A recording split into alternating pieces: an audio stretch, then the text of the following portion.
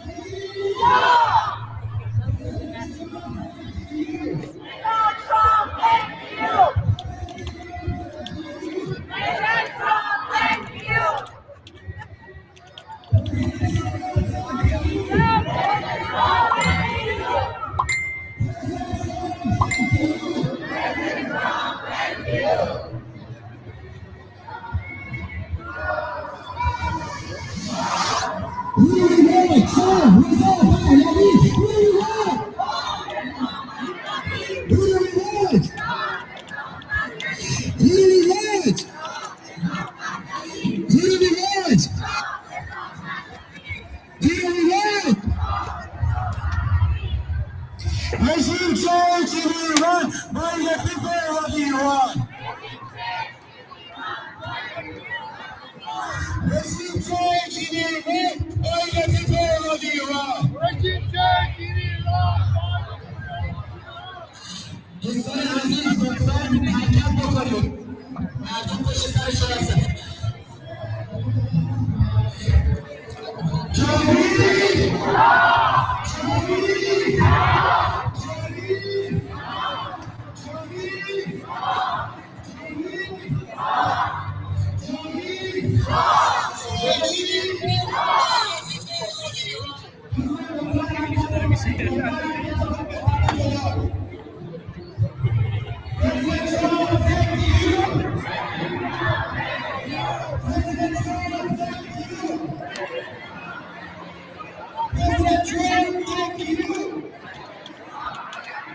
Please move forward. Please move forward. Thank you. Please move forward. President Trump, thank you. President Trump, thank you. President Trump, thank you. Seem to be having some trouble streaming it to some of the platforms. It's streaming to some and not to other ones. President Trump, thank you. President Trump, thank you. President Trump, thank you. President Trump, thank you. President Trump, thank you. President Trump, thank you. President Trump, thank you. Hey, Islamic regime must go. Hey,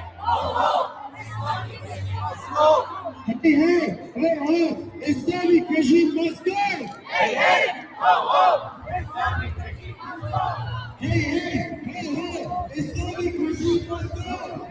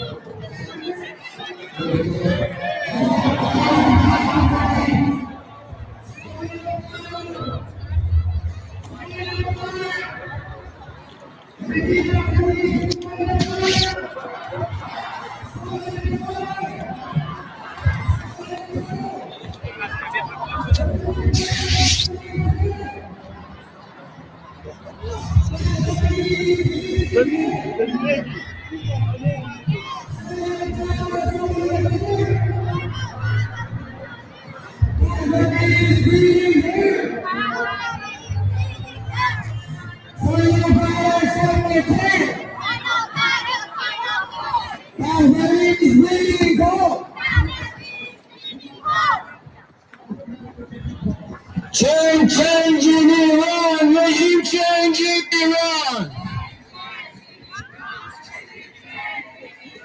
Change in Iran, regime change in Iran. It seems like it's not going to all the platforms. Like it's going to a lot of them, but not all of them. There's like 5 of them. It's not 5 or 6. 6. 6 it's not going to. It's just giving me the hourglass, and I'm wondering if you can see it, and it's just on my end.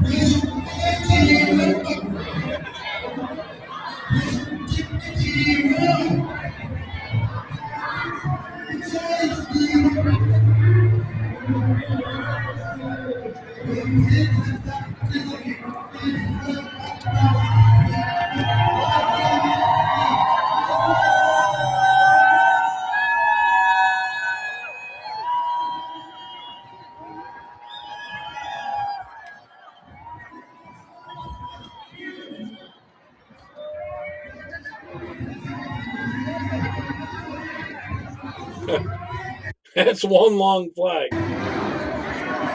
It's out of proportion.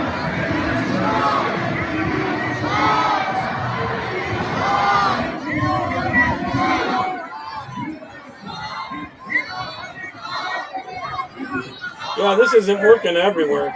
I'm gonna try one more video and see if I change the video, if it's gonna change it. I'm gonna play one more video after this one, a short one, and see if it works itself out. But it's not streaming to everywhere.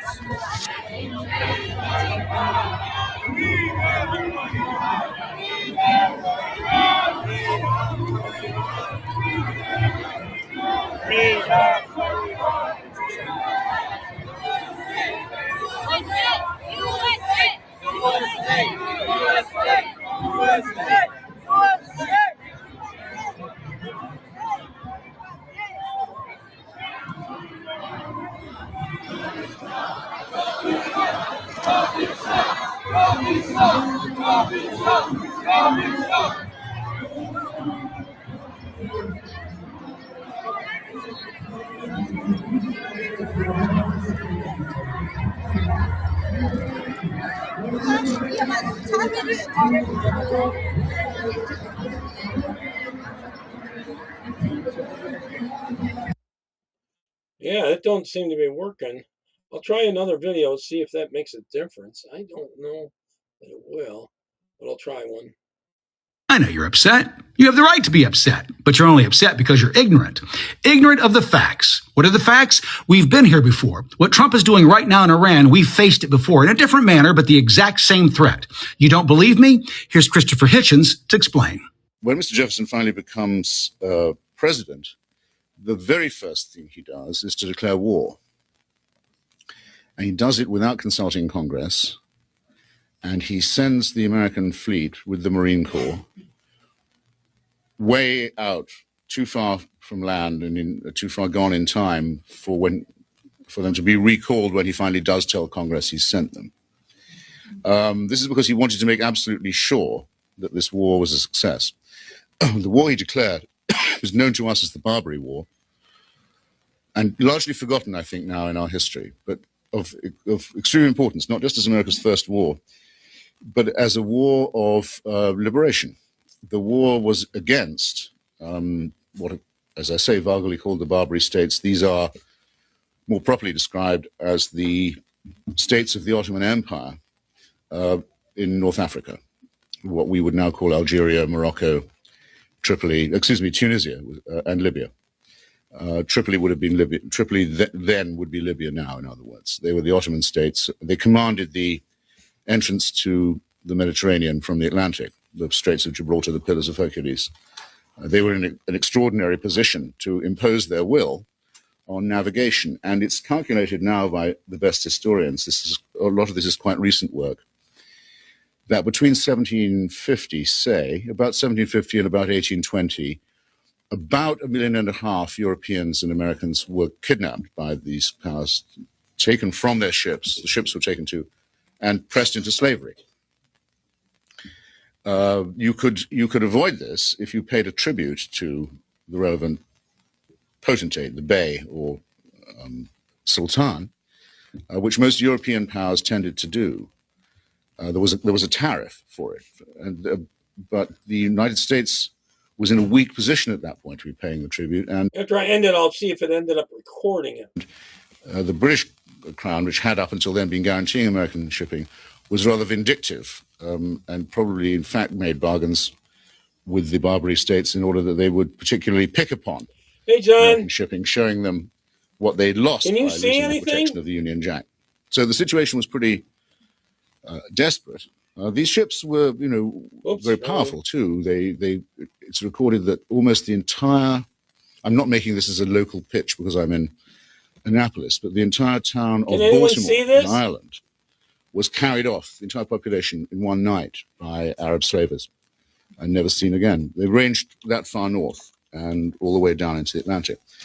Jefferson had tried very hard to negotiate with the Barbary ambassador, Mr. Abdurrahman. He went to London to see him and said, "By what right do you do this to American shipping? We did not take part in the Crusades. We did not take part in the reconquest of Andalusia. We are not a Christian country. There is a treaty still extant, still is the law of the land in this country, the Treaty of Tripoli, which, among other things, states and has the full support of Congress and the Senate in stating the United States is in no description a Christian country." Worth remembering, by the way, when you hear some of today's blowhards. But Abdul Rahman replied that this was irrelevant, that any non-Muslim could be taken into slavery according to the Quran, and all non-Muslims and other infidels were to there is a treaty. And if they didn't want to pay the special tax, they could expect to be treated as chattel. Well, it was decided not to be spoken to in this tone of voice, and the fleet set sail, and after a fairly prolonged bombardment, I won't tell you the whole story. Can you hear me? Very heroic operation. John, can you hear me? Is now associated with the names of Stephen Decatur in particular. A change of policy was imposed. The practice was given up of piracy and enslavement. And it's the reason why the first line of the Marine anthem from the halls of Montezuma to the shores of Tripoli is the line that it is, because that's the first time the American flag was planted in war on another country's soil.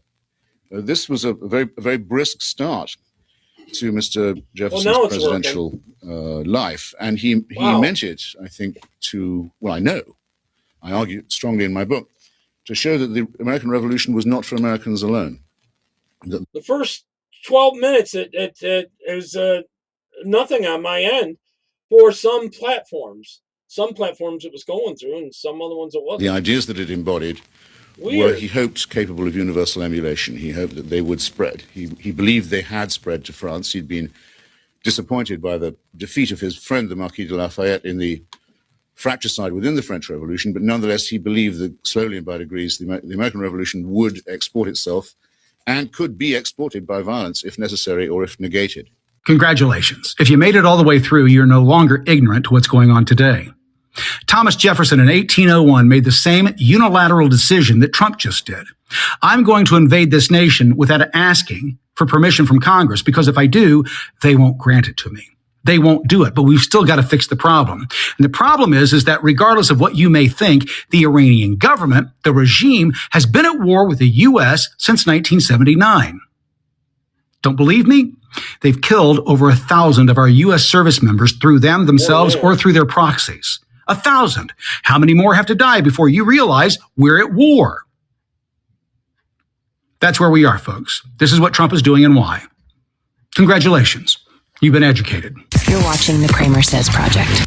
Yeah, I know you're upset. Sorry. I was working on some of the platforms, but it wasn't going through to like Wimpkin and BitChute and Brighteon and ones like that, you know.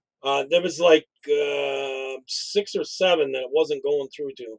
I don't know why. I'm going to play a little bit of that first video just so everyone has a flavor of it. It was 11 minutes long. Let me grab it again here. This is the Iranian people. This was happening during the whole No Kings protest. So some of the protests you were seeing was the Iranian people protesting for the war. Watch this. So the No Kings protest they got like less than half the numbers they've gotten in the past.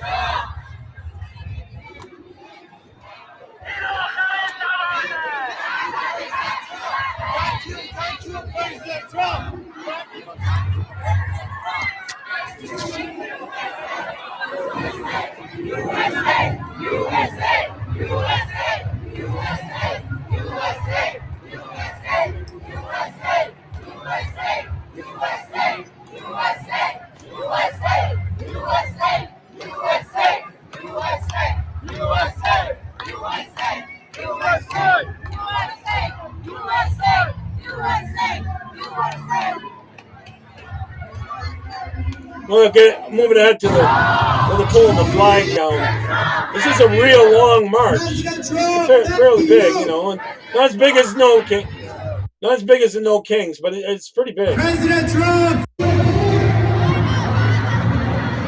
I went too far. President Trump, thank you! Islamic regime must go! Somewhere here they're carrying the flag. Well, that's apology. That's the ones they like to have in power. There's the flag.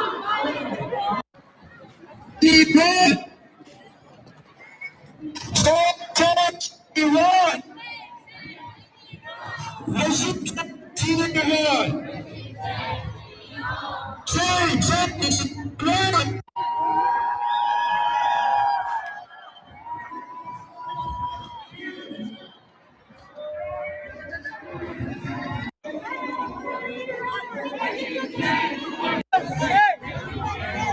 I just wanted to give you a flavor of that.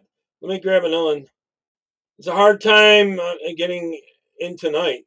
You had a hard time, huh? Okay. I had a hard time. It didn't start. It just gave me a gray screen. But then I could go to the other platforms, and some of them was streaming to, but it wasn't streaming to here. Then all of a sudden, when I was about to give up, started streaming to it. I don't get it. When I switch videos, I guess I don't know what the deal is. All right, I'm going to play the next one. Some of you have asked, how do we catch the liars? The ones that are trying to invade our home and destroy everything we love. I want you to watch this. You want to see a liar? I want to say it very clearly. I will not defund the police. Lie. I am in favor of defunding the police. Hey, Dan. I want to speak to the memory of my aunt who stopped taking the subway after September 11th because she did not feel safe in her hijab. Oh, wait. Another lie. I was speaking about Zehra Fouhi, my father's cousin. Doesn't wear a hijab. I don't really have opinions about the future of Hamas and Israel beyond the question of justice and safety. Maybe he's telling the truth on this one. Oh, wait. Nope. Lie. The struggle for Palestinian liberation was at the core of my politics and continues to be. I am not, and nor have I ever called for the legalization of prostitution. You guessed it. I wouldn't trust that guy. Lie. You support I wouldn't trust this guy as far as I could throw him. And I can't throw anyone very far at my age. decriminalizing prostitution? Yes, my fundamental belief that sex work is work. I would be happy to work with Fundamental belief, huh? the president and the administration. Lie. We need to be doing here in our city is to end the chapter of collaboration between City Hall and the federal government. Now you know. Not so much. All right. Yesterday, what's going on in Syria and Nigeria and all that about them killing Christians? Watch this. Islamist militants just committed a massacre on a Christian village just outside Jos, Nigeria. Fulani militia fighters descended on a Christian village on Palm Sunday, the beginning of the holiest week of the year for Christians worldwide, and committed the most unspeakable acts of violence against men, women, and children simply for their faith. Bodies litter the streets. The ground is saturated with the blood of innocent men and women. The carnage is still ongoing. There are countless victims. And yet, the West is silent. Hey, Colin!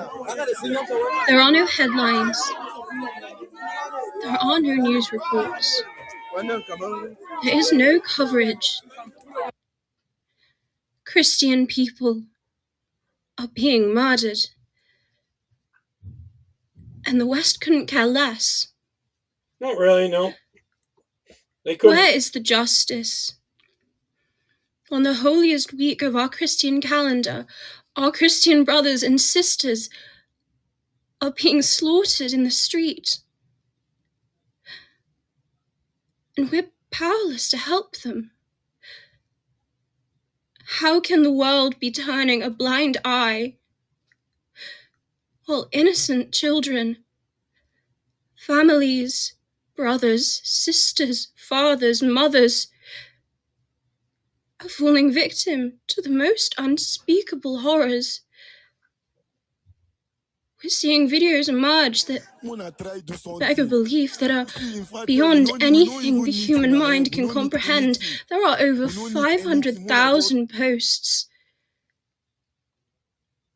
about the temples in Jerusalem being closed. There are less than 1,000 about an ongoing massacre against the Christian people.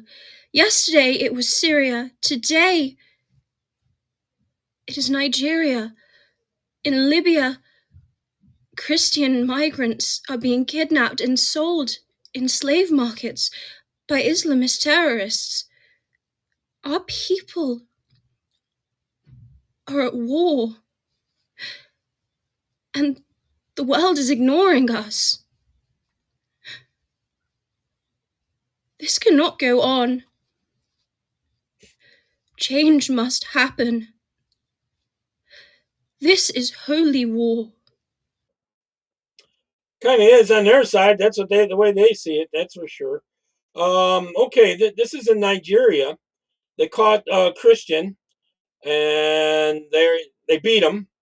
They are treating him like a slave and all this and that. They put a mask over him, and they're torturing him kind of in the streets in front of people. It's a short.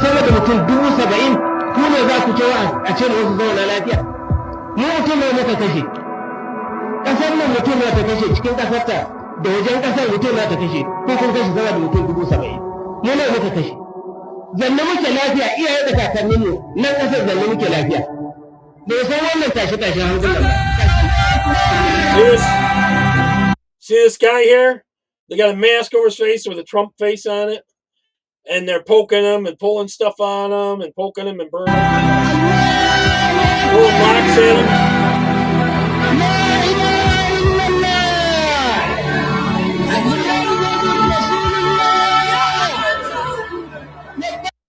You can't see any of that stuff hitting him. It's all coming at him. Listen to this Iranian ex-Muslim expose Islam. Islamophobe.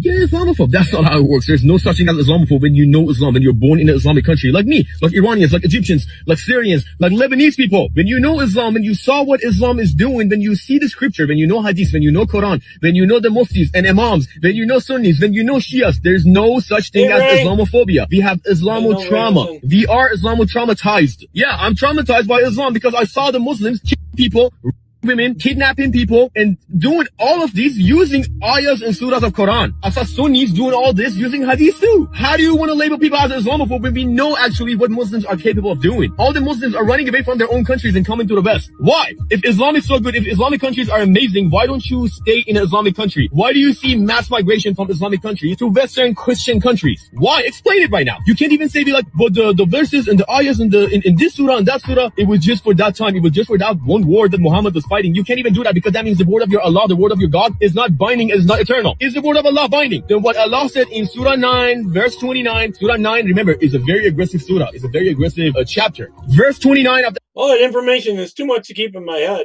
That surah is ordering Muslims to fight people who don't believe in Allah and the last day and Muhammad, and to subjugate them and impose jizya, impose a tax on them. This is how they took all the land in the Middle East. That land in the Middle East, all those countries do not belong to Muslims. Let's keep it real. Iran is not an Islamic country. Syria was not an Islamic country. Iraq was not an Islamic country. Lebanon was not an Islamic country. And definitely Israel, Judea, Samaria was not an Islamic country. Y'all stole all that land from the people. Egypt was not an Islamic country. Egypt was a Christian country. Coptic Christians. It's famous. When Muslims attack, they kill the people, they kidnap the kids, they raise them as Mamluks. Mamluk is a kid that's castrated. Slave kids. That's what they do. This is in Islam, this is in Hadith, this is in Quran. And they're gonna be like, but Surah 2 verse 256 says there is no compulsion in religion. That was before Muhammad took over Mecca. All those peaceful verses and peaceful surahs were abrogated by future verses. Yes, there are peaceful verses in Quran too. Yes, there are. All those verses, all those surahs are abrogated by future wartime surahs and verses. What you want to do about that? Nothing. You can't even come up with an explanation anymore. All you need to do is leave certain things in Islam, a lot of parts of Islam, in the past, because it's aggressive. It's against human rights. You have slavery in Quran. How do you want to justify slavery in Quran? Explain it. Let people see. Come on. Who's your best mufti? On Friday, Hawa is supposed to come on. She's from Liberia. and talk about the actual slaves they have there today. They are selling slaves in Liberia. Who's your best imam? Bring them on. Let me debate you on live. Let's show the people. I want thousands of people in front of us. I'm not going to use any aggressive books or any aggressive sources against you. I'm going to use Quran and I'm going to use Hadith. So the game plan is he's supposed to come out on Friday.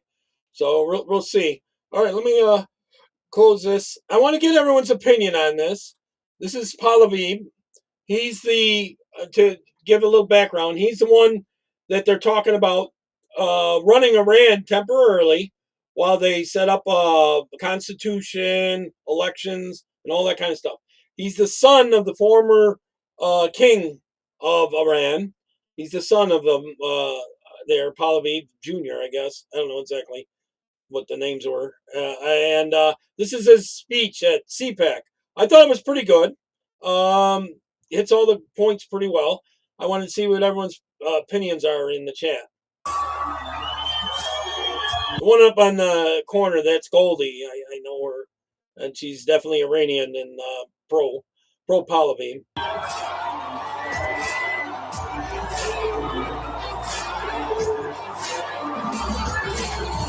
Hey, Pat. I'm just getting back to chat now.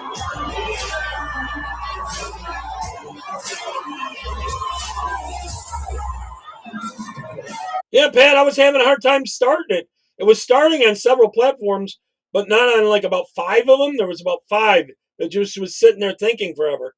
Then eventually it jumped in. I don't know why it took so long. It was something was going on. I know we're having bad weather here, huge thunderstorms and stuff. Thank you so much.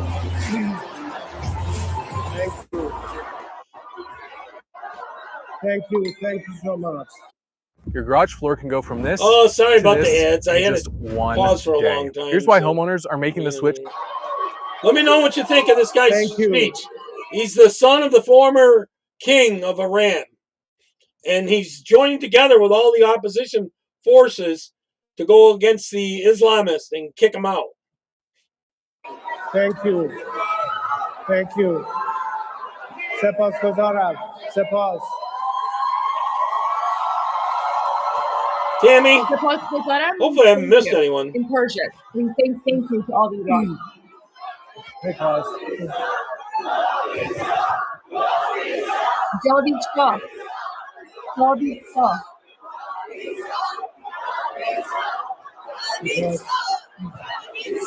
Sepas. Thank you. Probably half of the audience at the CPACs here, I bet you're all Iranian. Thank you. Thank you so much. I want to get Chad's opinion about it. Thank you. Ladies and gentlemen, good morning. I had to overcome the flu the last couple of days. Okay, but I had to be here to be a voice of millions of put it on listen mode or something. My fellow Iranians. So I apologize in advance for my voice.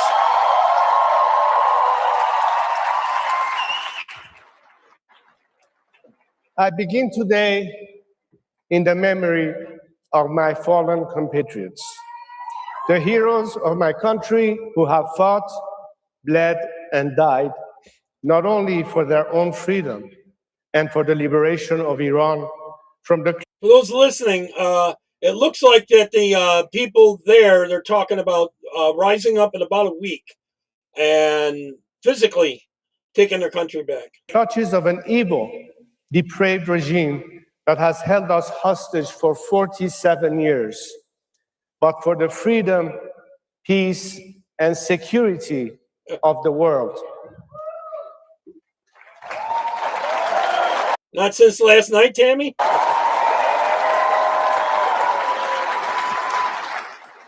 When I speak of these heroes as they come off the streets from protests, or as they prepare for the final battle, if I cut out, maybe my power goes out. We're having a lightning storm here. They often ask me, tell the world we are not just fighting for ourselves, we are fighting for them too.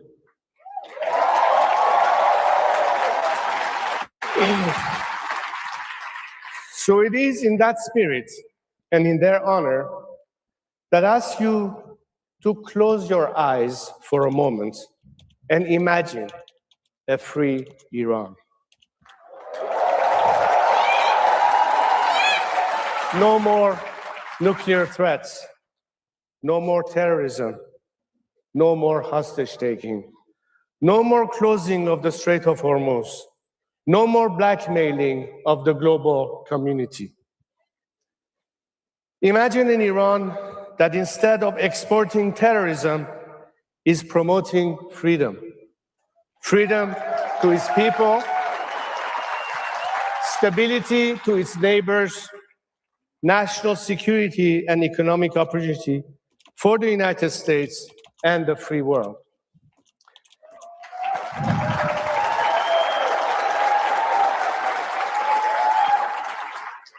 Can you imagine Iran going from death to America to God bless America?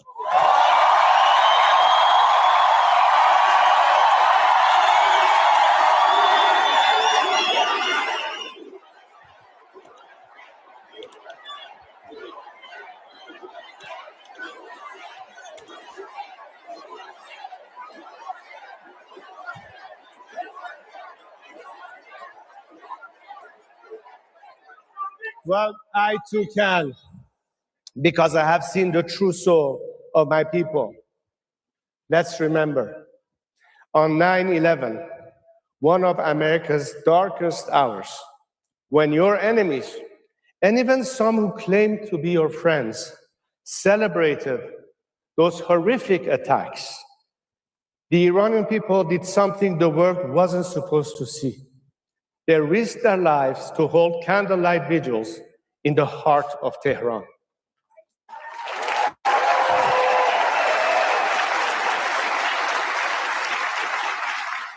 Yes, Dan, I've talked in some of the other platforms about this.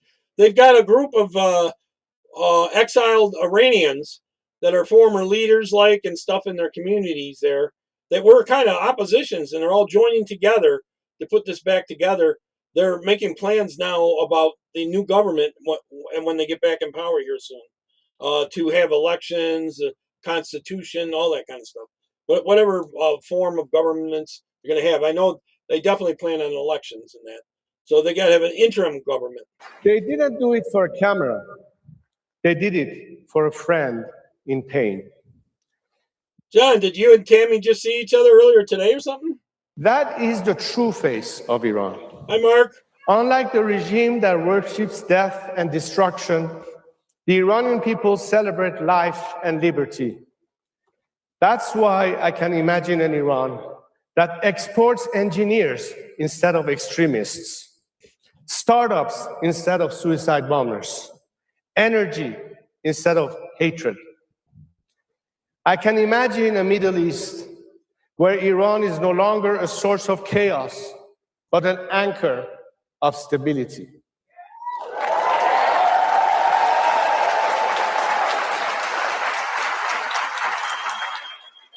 An Iran that does not fear its people, doesn't threaten its neighbors, doesn't isolate itself from the world. Imagining this is not difficult, because this is exactly what Iran once was and what it can be again.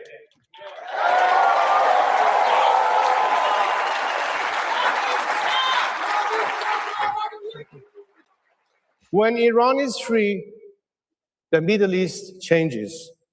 When Iran is free, America regains a great friend.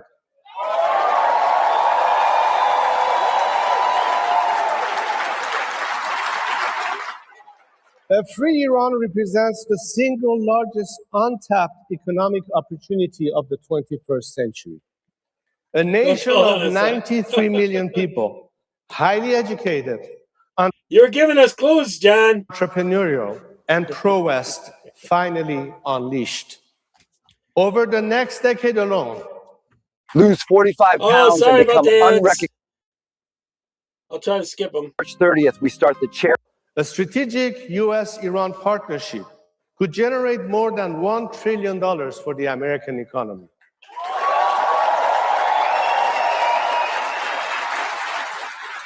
Imagine a new Middle East where Iran is a friend of Israel, where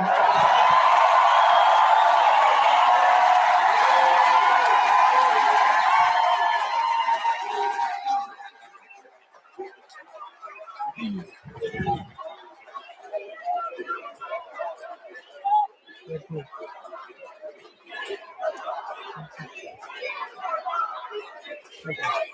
Thank you. Thank you. Thank you. Thank you.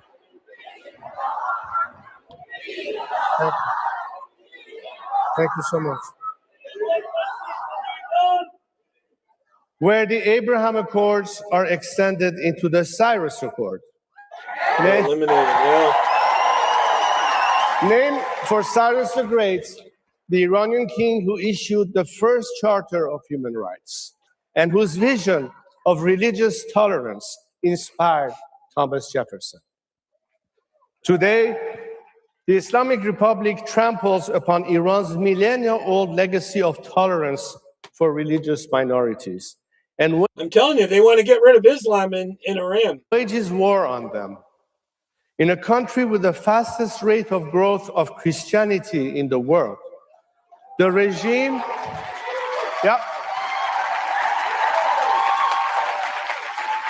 the regime and its IRGC, and it's going to grow a lot faster once they get rid of these idiots. Storm into and ransack underground house churches. Dan, you're not telling us what you're having for dinner? Detain and torture pastors and persecute and execute evangelists and Christian converts. This is the Islamic Republic, not the true Iran, not the vision we have for the future. Under this vision, Iran, the United States, Israel, and our Arab neighbors are bound together in peace and prosperity rather than conflict and terror.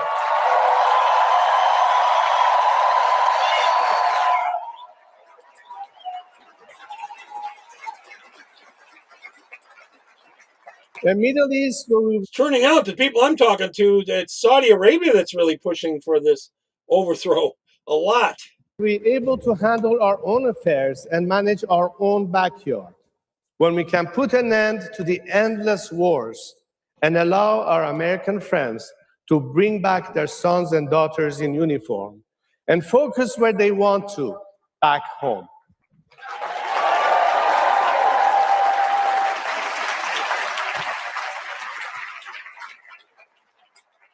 A free Iran is not a fantasy. A lot of it was Saudi Arabia didn't want their neighbor to have the nuclear bomb that close to them. A free Iran is within reach right now. But as we all know, flatbread, huh? Freedom never comes Never free. heard of that. My compatriots have shown this. They are not asking for a handout, and they do not expect their freedom to be handed to them on a silver platter. The Iranian people have already paid an unimaginable price for their liberty. In January of this year, I called on my compatriots to go out and protest against a regime that has oppressed them for 47 years. Millions of them responded, igniting the largest wave of protests in Iran's modern history, sweeping every single one of our 31 provinces. On January 8th at 8 o'clock, they took their lives in their own hands and took to the streets to fight against the occupying regime. At that exact moment, Khamenei, Larijani, Ghalibaf, and the rest of their mafia shut off the internet. Under the cover of darkness and with a depravity that shocked the world, they massacred more than 40,000 Iranians and injured over 300,000. They did not stop their terror on the streets. Wounded protesters were hunted down in hospital beds and shot in cold blood. Men and women were raped in secret prisons. Even nurses, ambulance medics, and doctors who dared to help protesters were tortured, raped, and killed. Families were forced to search through thousands of unmarked body bags. And the regime even charged grieving parents for the bullets used to kill their own children. To this day, mothers still search for their sons, and daughters still ask where their fathers will come home. To this day, Dan, Tammy, you make a lot of different meals, different types of food. We tend to end up having the same stuff a lot. 29 days to be exact. Cool. Iranians have been cut off from the world with almost no access to the internet. Fearful of my courageous compatriots, Khamenei Jr. and his cabal of criminals have dragged Iran from the 21st century. One tiny flaw ruins most grounding shoes, but grounded footwear fixed it. You see, most grounding shoes to the dark ages. They are afraid that when they do, the world will again see the defiant will of a nation united and determined to topple it. Life can never go back to normal. There is a sea of blood between the people and the regime. After all the massacres, after all they have sacrificed, they will never agree to swap one tyrant for another.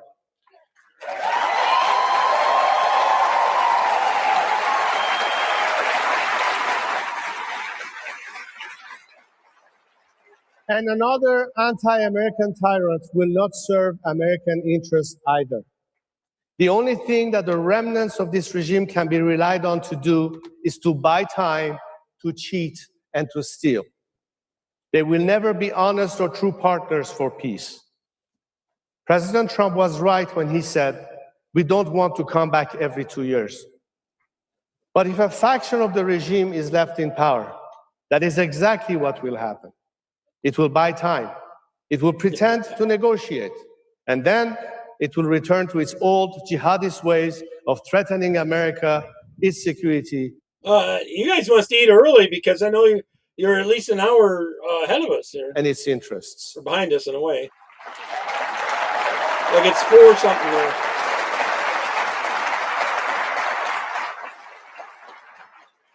They might promise a short period of artificial calm, but it would inevitably be followed by the same terrorism, the same nuclear blackmail, and the same cries of death to America. Because the truth is simple. The Islamic Republic cannot reform itself.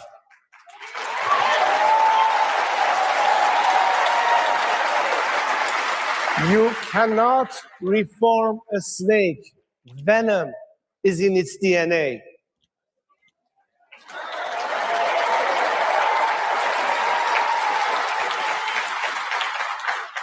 This extends to the corrupt and brutal thugs of the IRGC. Because the IRGC is not Iran's national army. Indeed, it does not even have the word Iran in its name. It is the Islamic Revolutionary Guard Corps. It serves its own poisonous ideology of terror and not Iran's national interests. So it can certainly never be a partner to serve America's interests.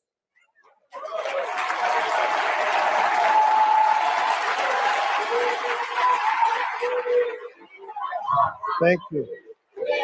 Thank you. Thank you so much.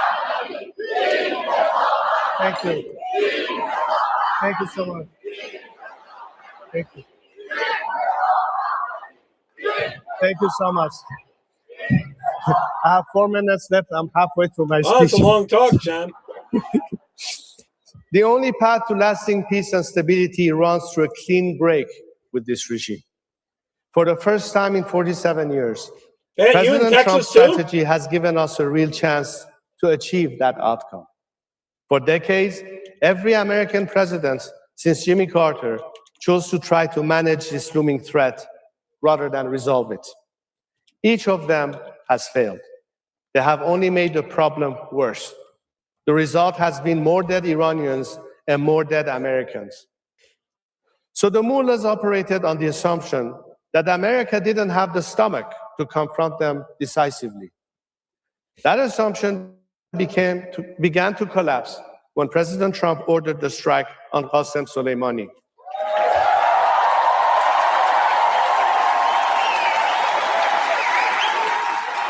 and wants to meet. And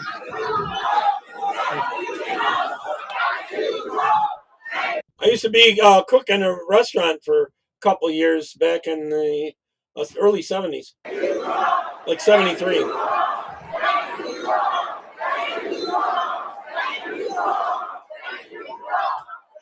And wants the myth of the regime's I told you about half the audience is Iranian there. Invisibility was shattered.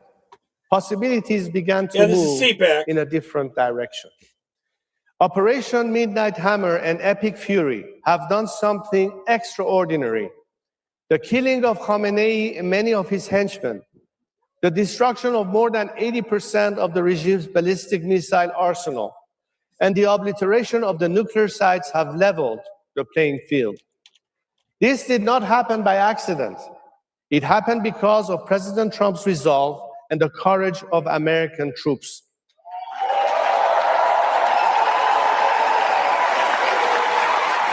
And on behalf of millions of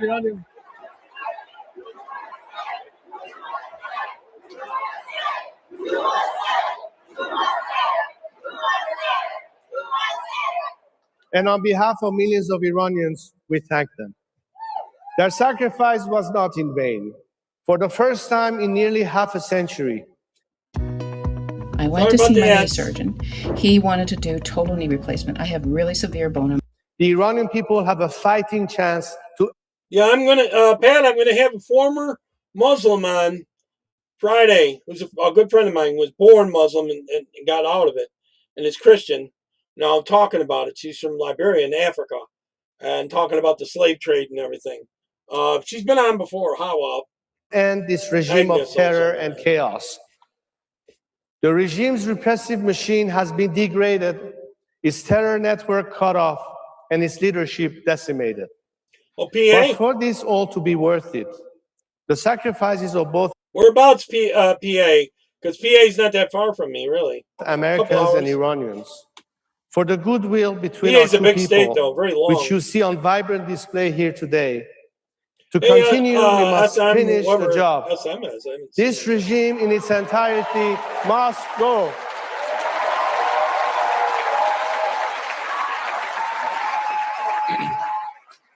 If we do not finish the job and leave a rump of the regime in place, the threat posed by this Islamic Republic will not be solved. It will only be made worse. Those who have spent 47 years sowing chaos cannot be trusted to bring about stability. Terrorists cannot be trusted to bring peace. Like near York or Gettysburg? If they are left in place, they will bring only more of the instability, chaos, and destruction they have brought for 47 years. They are not pragmatists. They are thugs. They are not deal makers. They are agents of chaos. But the other path, kicked off twice, the path which finishes the job once. I had a hard time getting some of the platforms to start working. I don't know what's going on. And for all, we leave a legacy of peace and prosperity that historians and scriptwriters. So you're near Scranton, Dan, huh? Could only dream of. That legacy will belong to the heroic people of Iran and to the only president of the United States who had the courage and the character to see this mission through.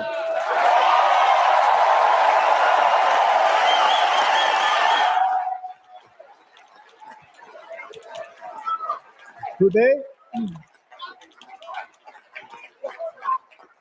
that is the precipice on which we stand, the precipice of true greatness.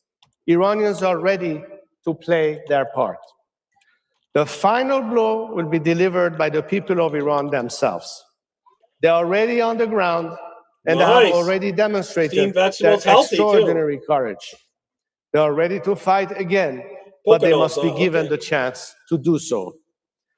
As President Trump, Prime Minister Netanyahu, and myself have urged, they are taking shelter while the bombs are falling. But when the right moment arrives, as in January, I will call on them to rise up again.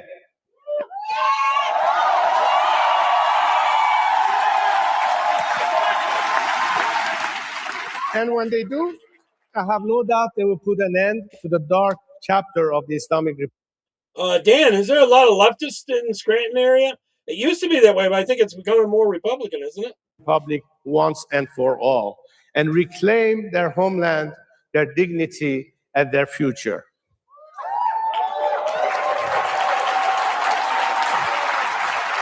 But bringing down a regime is only the beginning. What matters next is whether the nation can unite around a leader with broad legitimacy. Across Iran and throughout the diaspora, millions of Iranians have called on me to lead the transition to democracy.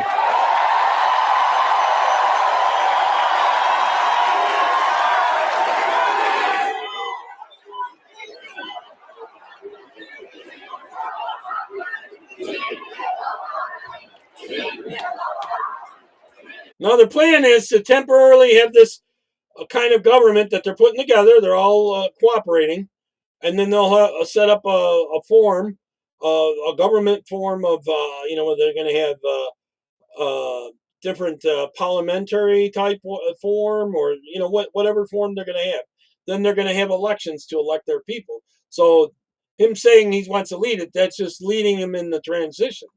It doesn't mean he's going to be the leader, although he could run for it and win it probably.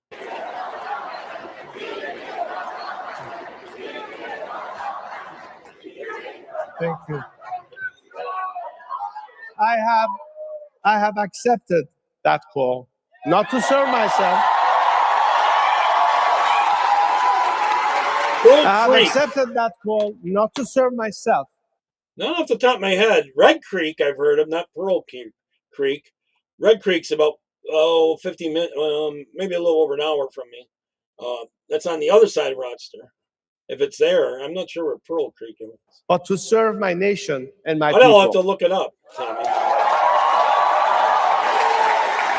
In recent years, I have unified a broad coalition of dissidents, Republicans and monarchists, left and right, men and women of all ages, religions, and ethnicities. Even people who were former political opponents have joined the movement to free Iran under my leadership.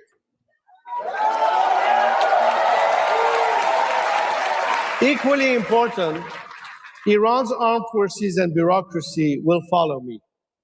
Thousands of the regime's military officials, some very senior, have signed their readiness to join me through a digital defection platform my team established several months ago. Find a lot of graves. Many of these officials have refused to obey the orders to kill civilians during the January uprising. That's why the IRGC had to import thugs from Afghanistan, Iraq, and Lebanon to do the dirty work. With my leadership, they and others who... Pearl Creek's not, that's just south of me, straight south. Right directly south. It's in Wyoming County there. Don't have blood on their hands will play a role in stabilizing the country during the transition. Hey, Laurie. Thanks for joining. Iran is not Iraq. We will not repeat the catastrophic mistake of de-Baathification. If you own a home in New York and you're still paying for electricity... They're extremists. It's just that they knew how to run government. Oops, sorry about... Democratic institutions, no power vacuum, no chaos.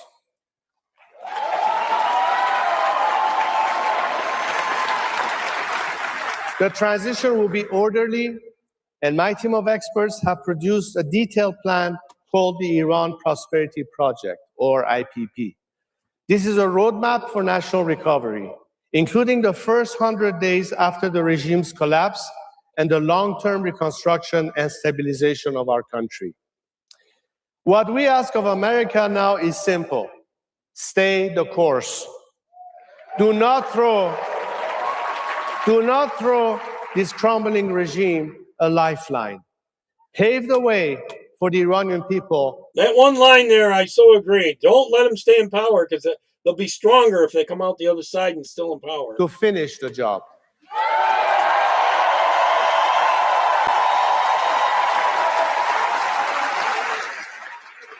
Because freedom... They'll come out the other side thinking that Allah protected them and that they'll win because of that, you know. Okay, Pat. Nice of you stopping in. I'm not that far from the Pearl Creek area. It's not an American story alone. It is the story of all people who refuse to probably about 45 minutes north of it to live on their knees. I just head toward Lake Ontario from it, and that's where I live. It is the story America wrote in 1776. Okay, Pat. And today, it is the story the Iranian people are writing with their courage and sacrifice. We prefer to die standing than to... I should have a couple of you come on and talk about food sometime. To leave kneeling. Do a food show.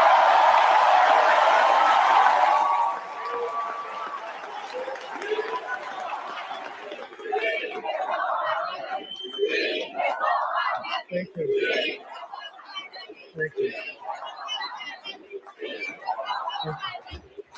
He's almost done. Thank you. I can't remember exactly how long it was. I did end up watching it. Yeah. 2026 marks the 250th birthday of the United States. It is my hope and my belief that history will also remember 2026. I don't think I've seen that one yet, Pat. I was working for a while and got home and we had to go up to Lowe's and all that kind of stuff. So I don't think I've seen that one. If you got a link, Pat, share it. As the year of Iran's rebirth. They used to have something on Second City where they used to do, they'd watch videos of things blowing up, and the two guys on it were rednecks, and they were going, they blew it up real good. You know, it was funny as heck. What our people are fighting for is the rebirth of our 2,500-year-old civilization.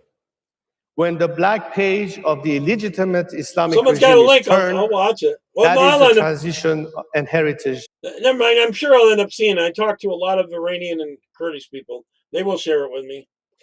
To which Iran will return. And I talked to a lot. So in 2026, our two nations are reaching for a new chapter. As soon as I'm done with my live, I'm going to be going through all my messages. It'll take me hours and hours. I'll be up till midnight. Both determined to be great. President Trump rightly observed that the Iranian people are the Iranian regime's longest suffering victims. He told them, the hour of your freedom is at hand. And they are already ready to meet this moment. The Iran story is not yet finished. Great civilizations outlast even the most vicious occupiers. With your help, they dropped it to the and with the courage, sacrifice, and heroism of Iran. I'm being told by the people on the ground in about a week that they're going to start going out, but they've already done some of it. They've already killed a lot of the regime people that are oppressing them, that have been coming through with the guns and keeping the people from rising up. But they're planning on rising up in about a week. I think the 6th, April 6th, is when Trump's giving them an ultimatum, basically, to give up by then or else. And after that, I guess they're going to hit the ground. Greatest youth, our best latest chapter is being written right now. And a lot of their Supreme Guard have all left, and they've left for other countries, or they're in hiding and all that kind of stuff. They've employed 12-year-olds with guns and stuff like that. They're not going to be able to stand up for very long. There was 1,000 Iraqi nutcakes that did come over, but 1,000 compared to that. Yeah, well, some are. They're trying to do it. There's different factions in the things. The YPG and YPJ, they're real good fighters. Those are probably going in. And some of the exiled Iranians that were Kurds are going back. But I don't think the Iraqi normal Kurds are, because they got to fight the nutcakes there that they have right now. So it'll be certain factions of them. And they have taken over certain police stations and stuff already. Although a lot of the video isn't getting out because the internet's so terrible. You're right, Pat. When it is done, a free and democratic Iran will stand alongside the United States as a partner, an ally, and a friend.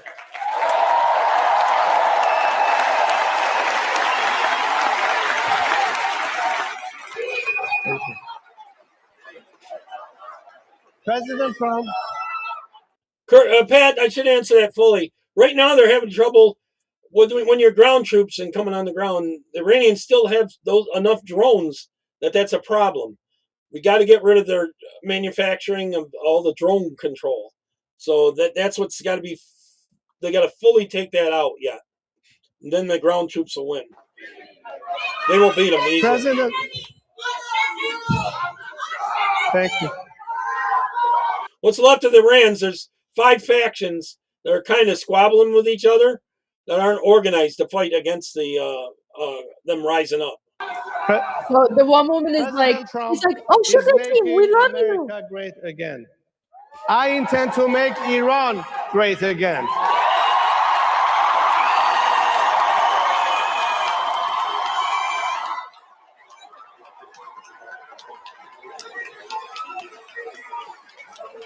Okay, I wanted to get everyone's opinion on that. I thought a lot better than the ones Death to America. I swear it'd be a lot better with them in place than what we have now.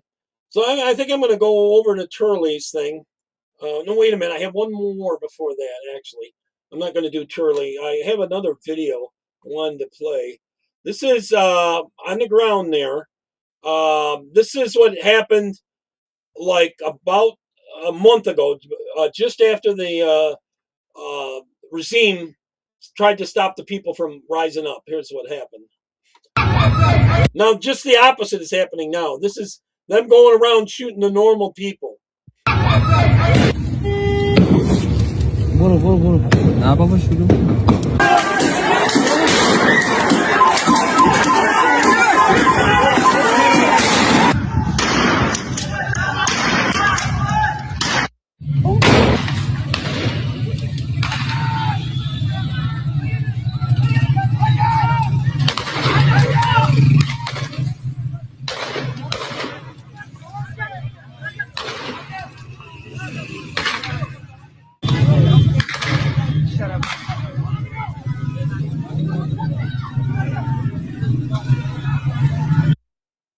Now, a lot of these extremists have left now. I thought there was a little more video to this. Maybe not. Okay. A lot of these extremists have left now. So, you know, they've gone on the run. There's like 12-year-olds left. They've all abandoned post because they know they're in trouble. They're in deep trouble. So, all right, I'll get into some other topics right here. This is Europe, and the parliament there has started to throw out. They're going to kick out all the Muslims that are extremists and all that kind of stuff. They voted for this. Look, I'll let him play it. He explains it much better. Historic just happened in Brussels. And it is adopted. So yeah, Pat, I think it would be much better having them in leadership. The thing is, he's not saying I'm going to be the leader forever. This is just during the transition. I think he would win an election there, if you ask me. But definitely, whatever comes better has got to be better than what they've had for the last 47 years. Okay, Pat. Okay. I played part of this the other Chamber of day. the European Parliament, the same parliament that for decades lectured sovereign nations about the importance of open borders and human rights. And just literally days ago, it voted to begin mass deportations throughout the continent, Trump style. The same institution that called Europe's patriots far-right extremists, the same institution that labeled concerns over mass migration racist, the same institution that's been... Dan, they're for commies. And a lot of these Islamists are socialist. And that's why they're for it. They hate America. They want America to go down. That's why they're for it. And the other thing is they got TDS. Anything Trump's for, they're for. Even drinking pee. If Trump says don't drink your pee, they'll drink pee, you know? They're that bad. Punishing nations like Hungary and Poland for refusing to open up their borders. That institution just voted by a huge margin to do exactly what those patriot leaders have been demanding for years. And the left is having a complete and total meltdown. But there's something even bigger happening beneath the surface of this story. the Overton window of European politics just shifted. And we're going to find out that it shifted permanently. You are not going to want to miss this. Hey, gang, it's me, Dr. Steve, your Patriot Professor, here to help you make sense of the two. Parliament did the unthinkable. They voted 389 to 206 to approve what's being called the Returns Regulation, a sweeping new legal frame. Did you catch that? The returns? They're going to send a lot of these Muslims back. Work designed to massively accelerate the deportation of illegal migrants from the European Union. This was not a narrow squeaker. This was not some procedural side vote. This was a full plenary vote in the Parliament of the European Union, and the so-called far right won decisively. The vote clears the way for formal trilogue negotiations with the European. Every single election I'm seeing over there is going the conservative, nationalist, Christian way. Every single election. European Council on a new binding legal standard for migrant removals across all 27 EU member states. And the political coalition that made it happen was something Brussels bureaucrats swore never, ever to allow. A unified right-wing bloc stretching from what's known as the EPP, the European People's Party, that's the mainstream center-right, all the way through the European Conservatives and Reformists, the Europe Sovereign Nations Group, and the Patriots for Europe movement. So all the different nationalist populist parties from all 27 nations, they coalition into more or less three groups, and they voted in a uniform bloc along with the center-right EPP, the European People's Party, and they absolutely crushed it. They passed the single most hardcore Trump-like mass deportation policy in over a century. Did you see what happened in Japan? They're going to deport people that are supposedly citizens now that came over here that are extremist Muslim types. Now, to understand just how seismic this was, you need to understand how badly the old system had failed. For years, for decades, the EU operated on a policy of managed chaos. Maybe people just don't like people coming over here and getting free money on our dime and then living off from us and then hating us. Chaos when it came to illegal migration primarily from Northern Africa and the Middle East. So when a migrant arrived illegally and then received a deportation order, almost all of them refused to comply, and that's because almost nothing happened to any of them. The European Migration Commissioner, Magnus Brunner, himself admitted this. Boy, doesn't this look similar? All fighting age men. All fighting age men. It's just like when they were coming into America. It's exactly what they were doing. All fighting age men. I think they were going to have like civil wars. The globalist plans were to have civil wars and kill us off. I think that's basically, and enslave the rest of us. Staggering scale of the continent-wide. How many men do you see here versus how many women that are coming in? Doesn't it look like all fighting age men? Failure. The real reason why your lighter always dies, the exact you can do about it in the next 10 seconds. Look at this. Only about 1 out of 5 migrants, get that. Only about 1 out of 5 who were told to leave the EU actually left. 80% of deportation orders go unheeded. Over the last decade, 4 out of every 5 illegal migrants deported simply stayed. Dan, it's all the NGOs, and those NGOs are getting tax dollars from different hidden programs that are labeled, take care of the people type bills, All our government money is being spent to NGOs. They're making tons of money as long as they keep funneling people in here. They stayed because the legal system was stacked in their favor. They stayed. Their game plan is to take down America and take down Europe, and then they can control the world. Because a labyrinth of appeals, delays, and protections made actual deportation nearly impossible. You'll own nothing. And the globalists, will be happy. They stayed because Brussels had spent 30 years building an architecture of bureaucratic paralysis designed, whether... Yeah, I agree. No, it was intentional. I'm not even going to I'm not going to get them off the hook here. I agree. They don't look like they're starving. Designed deliberately to make enforcement functionally impossible. As a result, the Muslim population in Europe skyrocketed. It's exploded over the last 20 years, growing by an astonishing 50% between two. Let me pause this. Look at France, 18%. What was it? Sweden, over 30% are Muslim. Look at the UK, 17%. Ireland's 4%, but they're still having problems there. Ireland and Scotland. I bet you most of that is in the southern part of UK. It's insane. Some part. Look at this. Germany, 24%. 1 in 4 people are Muslim. Austria is 19%. Italy's at 14%. That's up there. I thought Spain would be a lot harder because they seem to have a lot of election control there with the 7%. That's still high. That's too high. Once they get over about 5%, they really start to try to take over. You know, Portugal's lower.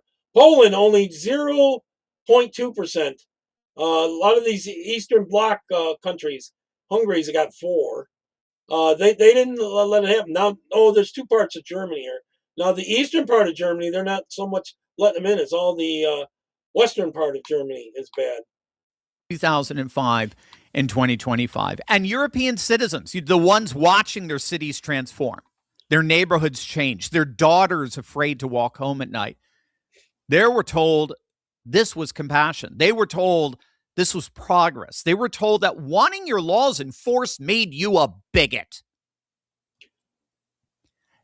Go pee up a rope. That failed globalist experiment, as of just days ago, has officially come to an end.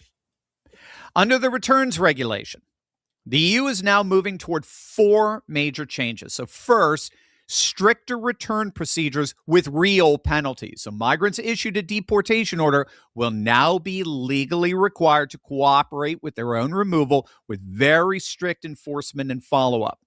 Second, extended detention of up to 24 months. So under the old system, migrants could be detained briefly and then released into the country pending like endless appeals that could go on for years. That changes. Those deemed particularly security risks can now be placed in enhanced security facilities or even prisons while the removal is being processed. Third, return hub. My process would be get on the goddamn plane, get the hell out of here. That'd be my process. Straight to the plane and get out of here. Hubs outside the EU. This is the crown jewel. And the part that's making the progressive left absolutely lose their minds. It's comparable to Trump's Remain in Mexico policy. Under the new framework, EU member states can now negotiate bilaterally or in coalitions to establish deportation centers in third countries, countries outside EU borders, where rejected asylum seekers will be processed and held until removal. Germany, the Netherlands, Austria, Denmark, and Greece are already in active talks with African governments to establish these facilities. Italy, under Giorgia Meloni, actually pioneered this model with its Albania agreement, and the same Brussels bureaucrats who denounced Britain's kick them out. Rwanda plan as barbaric just voted to make it standard EU policy. You literally can't make this stuff up. And fourth, permanent entry bans for security threats. Not a temporary restriction, permanent. If you're deported. With all those men coming in, any wonder why we have so many rape gangs, especially in the EU? As a security risk, you are never coming back to Europe again. And it's already starting. The mass deportations have officially begun, and you're not going to believe where. Well, he does the ad read. But first, let me ask every amazing the next 3 to 4 years. This isn't. Chancellor Friedrich Merz has just announced that upwards of 800,000 Syrian refugees will be repatriated. They will be sent back within the next They're going to need at least 3 times that, but that's a start. 3 to 4 years. This isn't the AfD, the Alternative for Deutschland, the so-called far-right party doing this. This is their mainstream center-right party, the CDU, in cooperation with its coalition partners in the German Bundestag, the German parliament. They just had some local elections there, and ADF doubled their representation in parliament. Their next election, they're probably going to take over. And you need to let how significant this is hit you. This is the nation of Angela Merkel. If they're really trying to fight back like that, we can regain control here in America. We can. Merkel, who in many ways was the catalyst for this mass migration crisis back in 2015. The very country where this mass migration crisis began is sending them home by nearly 1 million. Merkel's vision for a borderless Europe has crumbled into dust, and it's her own political party that's doing it. And it's not just Germany.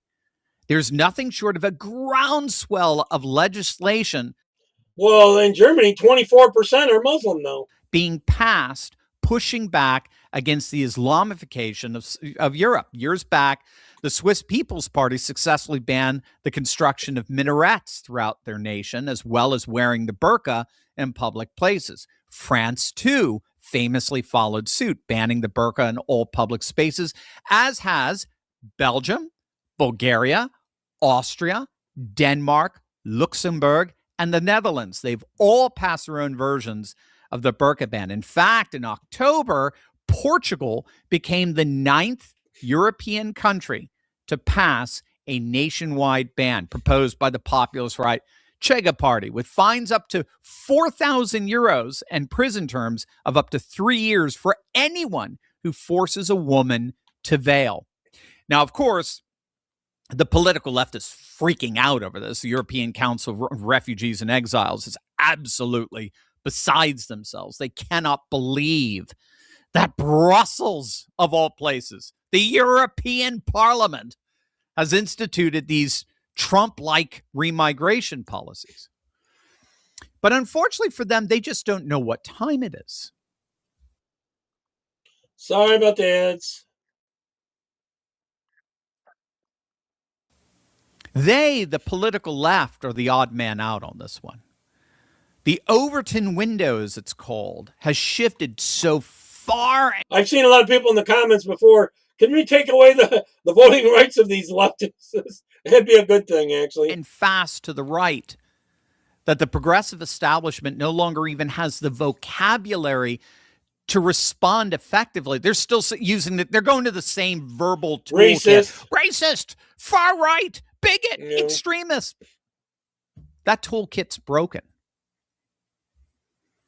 All of this has gone mainstream. Okay, it doesn't work on me anymore. Extreme now. Border security has always been mainstream. Well, they try to get you to get into a conversation about whether you're a racist or not. Don't even bother that. Go right past it.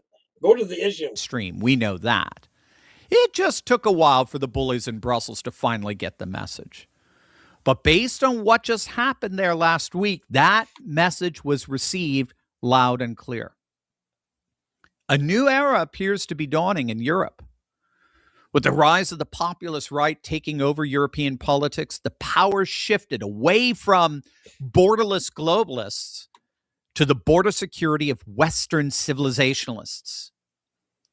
And what we're watching in Brussels right now is the political expression of that civilizational awakening. Millions of ordinary Europeans looked at their transformed cities, their criminalized speech.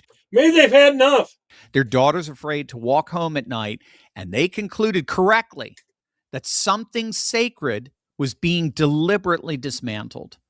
And they went to the ballot box, and they kept going back again and again and again and again. And now their own members of parliament are rewriting the law and re-securing their continent. For Americans watching this unfold, don't mistake this for a distant drama. It's a preview. The same debate over civilizational coherence, cultural continuity, border sovereignty, and the weaponization of elite institutions against ordinary citizens, that's already happening here, already live, already urgent.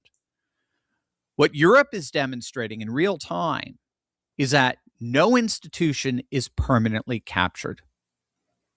that the arc of demographics and democratic will can reassert itself even against the most entrenched bureaucratic consensus. That civilizations, when they're threatened with enough clarity and consequence, I agree, Dan. Eventually fight back.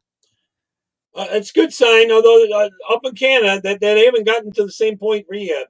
Well, this is up in Canada. She's talking about the, what is it called? NDP party. It's a socialist party. Well, watch her talk about it, and I think she plays some of the clips of them talking. Watch this. I'd probably get 10 years in jail for making this video in Canada because I'm about to make fun of a bunch of degenerate dumbasses called the NDP party, which is the third largest party in Canada. Yeah, the NDP, the New Democratic Party, they had a convention, and it was like a convention of the Olympics of the most degenerate losers I've ever seen. I'm not even kidding. Let me just show you. It's a point of, go ahead.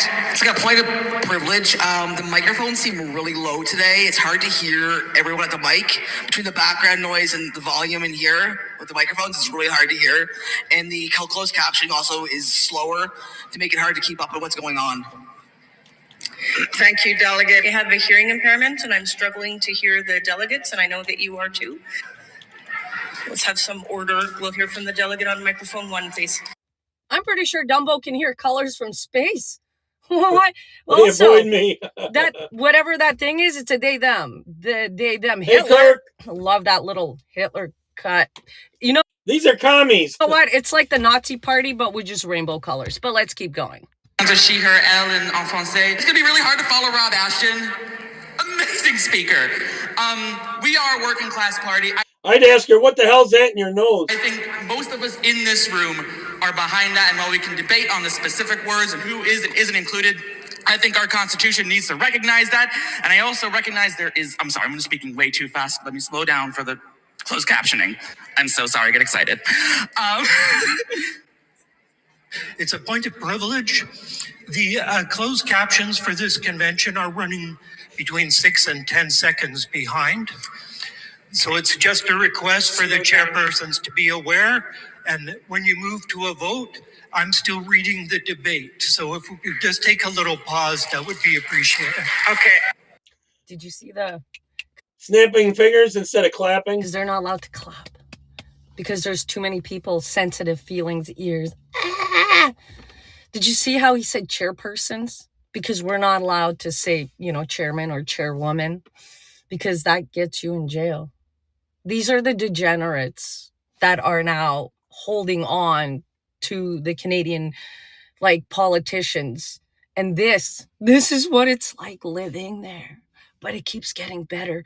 Wait till they start calling each other comrades. Yes, bonjour, hi. My name is Parker Tian. I'm representing Vancouver Quadra. Just to reply my Franco comrades point of privilege earlier, as you can see, I do have one of the translating device. However, I'd like to raise this to the chair's concern that the sign-out process for this device is not necessarily the best. We are so cooked. We are so cooked. Buddy went on to say that there's not enough pens and it was really hard to sign out a translator device and fuck me. That's probably why Alberta and Saskatchewan are going to secede from Canada, maybe even join the USA. We'll see about that. Now, they were talking about all that noise, right? Here's the violence at the No Kings rally that was going on. But the noise, how they do the whistling. So maybe lower your volume if you want. I know this bothers John after a while. It's not a very long video, though. This was Caitlin Bennett at the No Kings rally. They're hurting my ears. Are you going to have them stop hurting me? They're following me. They are following me and hurting me. I know your ears are hurting, too. So you're walking away from them hurting you guys. Step away from me now. Step away from me now. Step away from me. I'll knock you the f*** out. Leave me the f*** alone, girl. Oh, you're that violent woman. I remember. I told you I'll knock you clean the f*** out. Hey, you guys are hurting me. Do you notice how many of them are older white ladies? Let's see if I can find the spot here. Older white ladies, a lot of them. That's not an older white lady, but a lot of them are, trying to find the spot.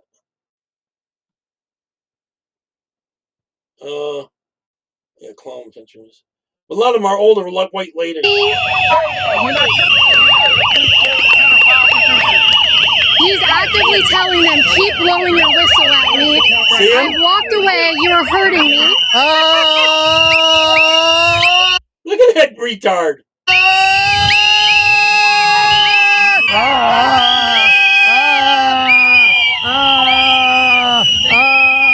Just move because I'm going to run you over. You're going to run me over? Well, you can't. Holy moly. I didn't know those things were so dangerous. Pathetic that I have to come out here and my security has to come out here with ear protection because they continuously hurt me at these things. All I want to do is engage in dialogue with them, but they cannot handle that. Yeah, shaking their voices are. I don't know. They're almost ready for the geriatric rings. Now, this case is going to really bother you. I only got a clip of it, not the whole thing. This is sadistic. These two lesbians adopted two boys, and then they tortured them because they were boys. They wanted to get these two boys so they could have fun torturing them. Tim Pool was talking about this on his show the other day. 2 Canadian children, young boys, tortured, forced to sleep in their own vomit. This is a horrifying true crime story that is currently ongoing in Canada. Now, while this is ongoing, these are allegations made by prosecution. I do believe, based on the story, the defense is really grasping at straws, but this is what nightmares are made of. 2 lesbian women adopting these young boys and torturing them because they hated the boys. At least that's the allegation made against them. And for many of you, you know, this isn't the first time we've gotten comparable stories like this, though admittedly, I think the stories we've seen out of England, the United States, that where there are gay fathers who adopted either a young child or a baby are, well, let's just call them very, very horrifying. These stories have popped up and gone viral for a variety of reasons. Many people, of course, lament. I'm deaf in one ear, so I only need one earplug to deal with them. The loss of the traditional family and a good mom and dad. I would say this. These are anecdotes, not hard data, so take that for what it is. But this story is rather shocking, and the details will make your blood boil. Let me read the story from the Daily Mail. Sadistic lesbian foster moms made boy 12 wear soaking wetsuit and joked shiver, shiver, dumb F before his horrific death. Murder trial hears. There you go. The argument they made was that the soaking wet wetsuit they for his own safety and protection indoors. Indeed. 2 lesbian foster moms tortured a 12-year-old boy by forcing him to wear a soaking wetsuit as they mocked him in gut-wrenching messages before he was tragically found dead, prosecutors claim. The disturbing claims of the death of the Canadian child, identified only as LL, have come to light during the murder trial of Becky Hammer, 44, and 46-year-old Brandy Cooney. LL, who died on December 21st, 2022, was found soaking wet, unresponsive, and emaciated in the basement of the couple's Toronto area home before being pronounced dead at the hospital. Attorneys finished their... Now, Toronto gets pretty goddamn cold, and they got them all wet and put them in the cold? Closing arguments on Friday as both women... Then they message him and text him, "Are you cold?" have denied charges of first-degree murder, unlawful confinement, and assault with a weapon, according to Law and Crime. Prosecutors used their fun remarks to detail how the women allegedly starved LL and his younger brother, who has been identified as JL, and forced them to wear wetsuits and helmets. The foster mothers, who were in the process of adopting the boys, did it because they, quote, hated the boys, attorneys told the court. They hated males, so they adopted them so they could torture them. Messages between the women presented by the prosecutors showed the sick duo allegedly say, shiver, shiver, dumb F. Additionally, prosecutors claimed the women suggested that if the young boy... Shiver, shiver, after they get them all wet. This is in Canada, Toronto. ...wanted to stay warm, he would need to exercise. It gets worse. Prosecutors... Exercise when they're hardly giving them any food at all.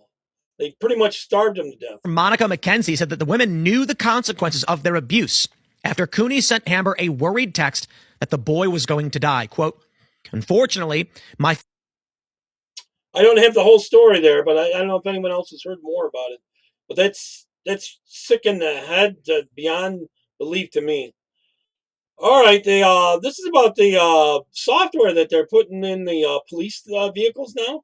It's a violation of our rights, I think, pretty much. Listen to this. many people have seen a police program that's being used called Palantir? It is in your police officer's car on your police officer's computer. So while you've got the person pulled over, you can start to drill down on this person. It's not just like a DMV photo and an NCIC anymore. You can see all their bank accounts, the balance in their bank accounts, the last times they declared cash somewhere. You can see every time. Yeah, I agree, John. They should be tortured the same way. They thought it was fun. And they were adopting kids. They were letting these people adopt kids? They hid a Flock camera anywhere in the country. Flock is a giant national traffic monitoring system that is basically everywhere now. And they're taking photographs at every intersection all day. And it's using AI to like read license plates and put identities of people places. And it's just keeping all that data, like all of it. That's what they've got in their car right now. And we're not getting that in Discovery. We're not able to confront it. And we're not able to use it as Brady evidence. We've got Fourth Amendment issues galore, obviously. I didn't realize how prevalent it was. There has never been a surveillance program in the history of the United States that was not used brutally and in a corrupt fashion. When you got the wrong people in power, especially, it's that way. I know. All right, here's your daily dose of Karen Kennedy, public service announcement to the red states, warning us about the people leaving the blue states and heading to your state. Watch. She's from a blue state. This is a public service announcement to all red states. Gird yourself and guard your state. I'm telling you, with the more egregious laws and regulations that these blue state representatives are putting into effect, you are going to start seeing an influx of blue state refugees. It's unavoidable. They're not going to go to another blue state. They're coming to red states. That way they feel it all the way down. And take it slow, John. You got to take it slow. That bleed freedom, red, white, and blue. That's what they want. And you know it's bad when you got Gavin Newsom over there in California, a.k.a. Patrick Bateman. I've been saying that for like 2 years. Now everybody's saying it. It's really hilarious. But Patrick Bateman over there, dude, the Pacific Palisades, does that ring a bell? Those were wealthy people. Those weren't poor people. These people had beautiful homes on the beach. They lost everything. They are, they're going to red states. And I'm telling you, the rebuilding has not started. Him and Karen Bass, that Cuban, she's not admitting it, but whatever, have made people's lives a living hell in the state of California. And those individuals, see, when you got money, you can get up and leave whenever you want. You ain't got to stay stuck there and try to figure out how you're going to leave this communist state that's doing nothing but stealing your very essence.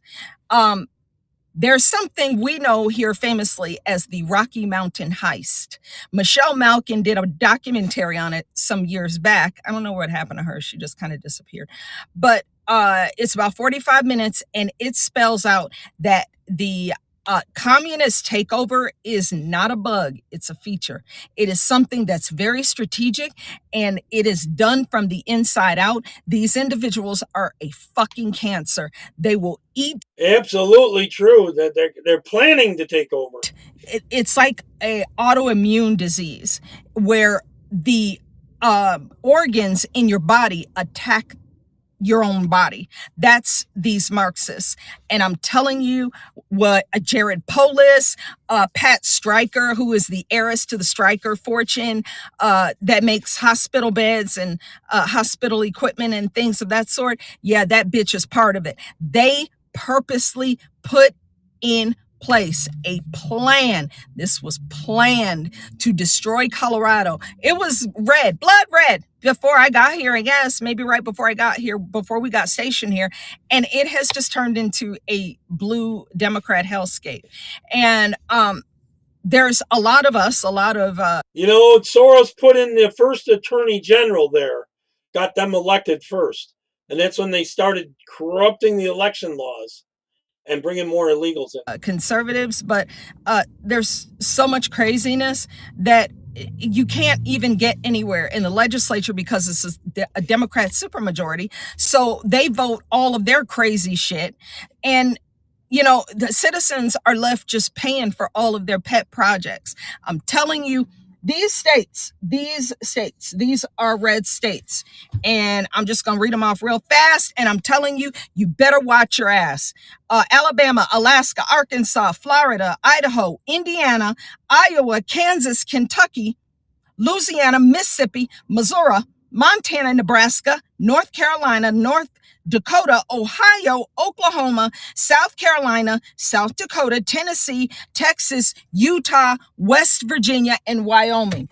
Gird yourselves, guard your state. If you see California police riding around, stop them bastards. I'm telling you, see they're when you see them going in the stores, ask them some questions, because you do not need another blue hell like what happened here or what happened in California or over there in Illinois with Brandon Johnson and those communists who spent 4 years taking care of illegals. And now exactly, they have meetings on this, on how to take over America. Oh, he's begging for black folks to take him back in with a 100% approval rating. He's running for mayor again. It's just absolutely insane. Over in New York, where it's being run by a communist market. That's why the SAFE Act on the voting is so important, because they've been stealing so many elections. We got to win some of those back and then some, and then change even more election laws than just the SAFE Act. We need even more than that. They've been using a lot of these illegal votes too. This jihadi, Zoran Mamdani, Muhammad is trying to implement a 70% freaking death tax. So if you die, your brownstone in Brooklyn or somewhere is worth, you know. Well, they're basically stealing farms from families, because you have to sell everything you have to pay that tax. Like you have all this equipment and all that. They value all that, not just the land. It's everything you own. 1.5 million or whatever. They're going to take all of that because the threshold has went. They're trying to take it from 7 million down to 750,000. So all of that money is gone. You ain't going to have. No, you got to remember that's New York City, where everything's more expensive. So that's going to go like real quick. Nothing to leave to your family. Are you kidding me?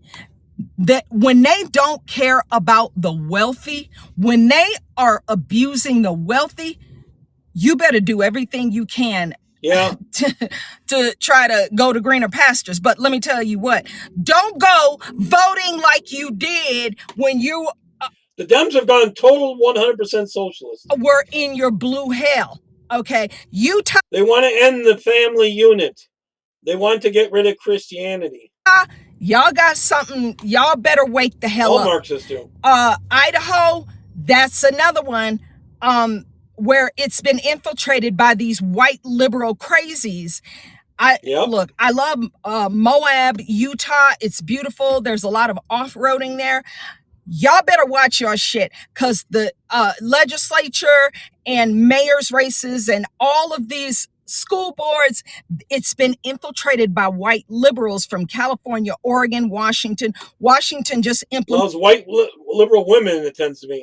A freaking the ones that want all these illegal men coming in. Wealth tax, and people are getting the hell out of Washington. The tech billionaires, they're like, yeah, bitch, bye, because you messing with folk money. So I'm telling you, whatever you got to do to run these people off, get them out of your state.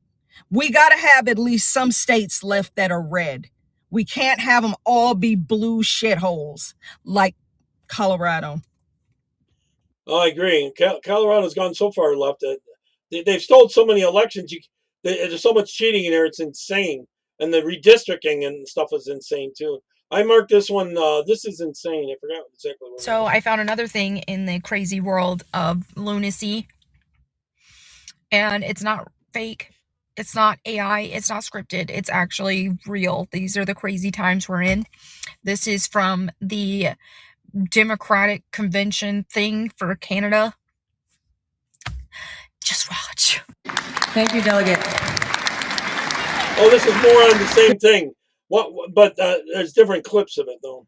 This is how insane the socialists are. This is the same thing that's happening in America. They have these socialist get-togethers, too. There's a point of privilege on microphone 1, then we'll go to microphone 3. Go ahead, Delegate.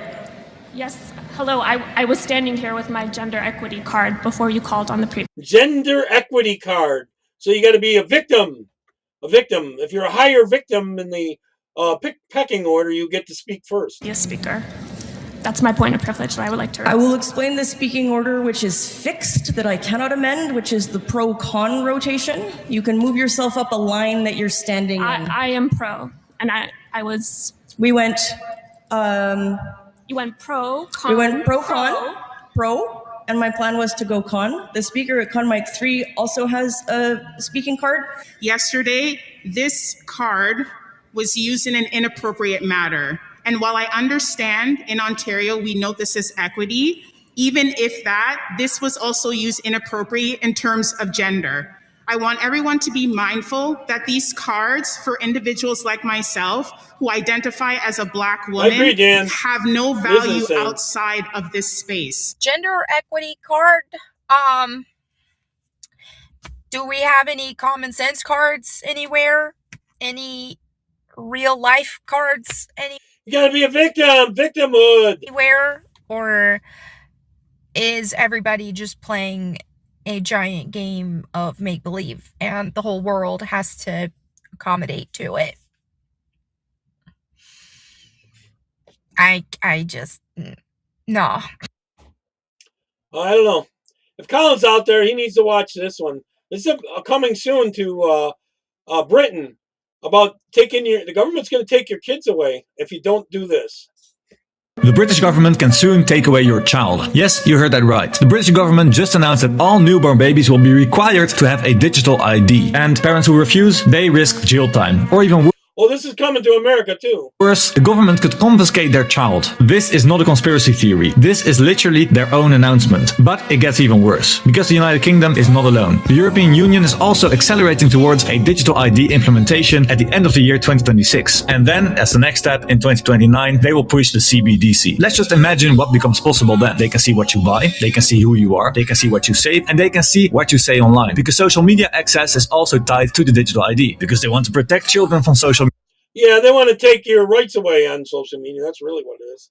media. That's the reason. Then they can literally block your payments if you post a critical post of the government. And yeah, but you got to be how much of a victim you are. The more victim you are, the more they're going to let you speak, you know. now also, they can take away your child if you don't comply. This is no longer a democracy, and it never has been, by the way. This is total control, and it's coming way faster than you think. It's already kind of here. They're like half a step away from doing it. It's when they can implement it is when they're going to do it. Now, this lady that was working at a motor vehicle and that was selling licenses, giving away licenses to truck drivers all the time, CDLs and this and that, and they with no test or anything. So they're driving on the road and they're selling. This is happening a lot in California, New York, Illinois, all that kind of stuff. Watch this.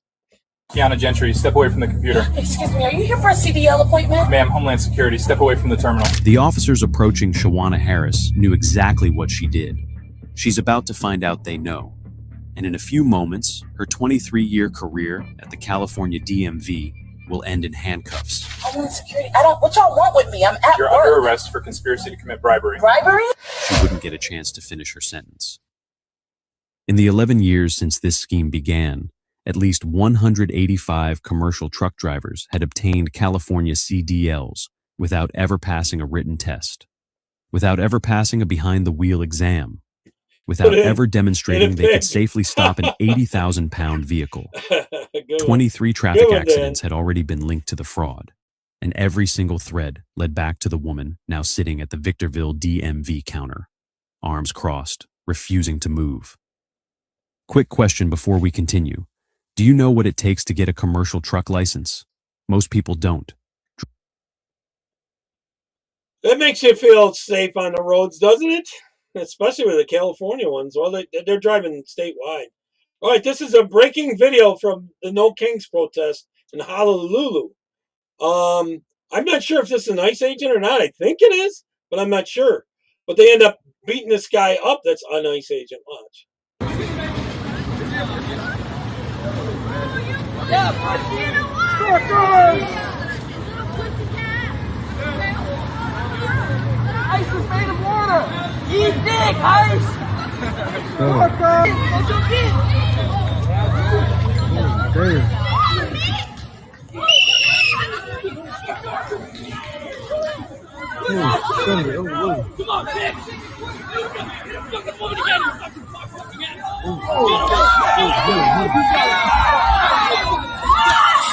Every single one of them need to go to jail. Every single one. He's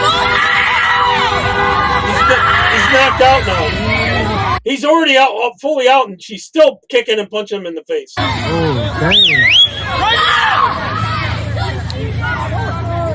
This is how rabid these leftists are. Look at that lady there.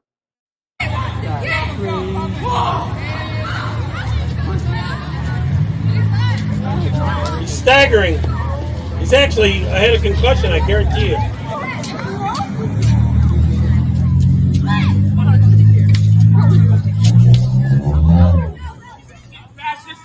He's got a nosebleed, I know that. Nosebleed.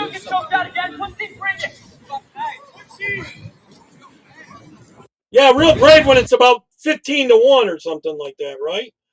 I don't know. This one's about Gavin Newsom in California. There are staggering new statistics on homelessness. 60,000 people are now homeless in LA County. Tents now line streets all over Los Angeles. Block after block, tent after tent.